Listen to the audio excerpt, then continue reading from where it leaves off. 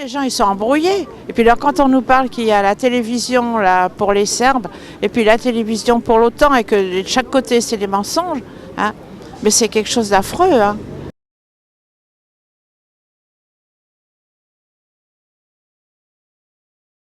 Ce qui est super, c'est qu'il y a plein de gens qui prennent des tas d'initiatives contre la guerre. Moi, je suis vraiment content de voir que ce rassemblement à Saint-Michel est de plus en plus repris par des gens en fait, qui étaient isolés au départ et qui trouvent là une occasion en fait, de se montrer. Et tous les samedis, on est un peu plus nombreux. Et on espère que ça va faire boule de neige et qu'on arrêtera d'être le seul pays en Europe où le peuple de gauche finalement ne dit rien contre la guerre. Il y a de plus en plus d'initiatives qui sont prises localement. Nous on a vu sur les universités où on a essayé d'impulser des comités d'action et puis ça s'est un petit peu essaimé un peu partout. Si on avait fait ça il y a 10 ans, au moment où les Serbes démocrates se révoltaient, on était quelques-uns à se dire, parce que par hasard on avait des contacts, etc., à se dire mais enfin qu'est-ce qu'on peut faire pour aider les Serbes démocrates. Bon, il est probable qu'un certain nombre de choses que nous déplorons aujourd'hui ne seraient pas arrivées. Solidarité internationale.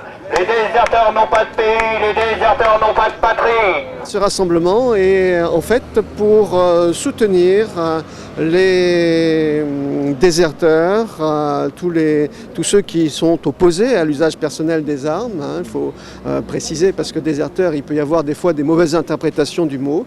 Et ces déserteurs ne peuvent même pas bénéficier du droit d'asile en France. Et ils sont souvent reconduits à la frontière et doivent regagner leur pays où ils risquent gros. Ils désertent pour ne pas avoir à tirer sur des soldats et nous on les renvoie dans leur parce qu'ils désertent une armée. Bon, au contraire, on devrait les accueillir les bras ouverts. Les mecs ils veulent pas se bastonner, tu vois. Ah bah, toutes les armées. Et oui, je suis pacifiste depuis mon enfance, j'ai horreur de la guerre. Et il y a longtemps que les libres penseurs avec les forces libres de la paix avaient demandé le désarmement unilatéral. Nous espérons qu'en donnant l'exemple, les autres pays en feront autant. Je suis bosniaque, j'ai tout perdu en Bosnie. Je n'ai plus rien parce que c'est parti de Bosnie maintenant et Croatie. Avec le bourrage de crin en France, les Français sont pour la guerre, mais parce qu'il n'y a pas de liberté.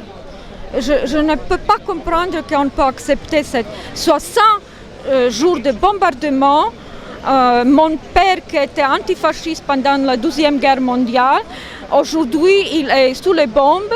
Il y a 2 jours qu'ils n'ont pas d'électricité. Ils bombardent l'hôpital. C'est incroyable. Ils disent qu'ils sont pour le peuple albanais, mais ils bombardent Kosovo. Les bombardements empirent la situation, ne l'améliorent pas du tout. Et ça c'est évident, c'est de plus en plus évident tous les jours. Et donc sur ce point-là, on est tous ensemble pour lutter pour l'arrêt des bombardements.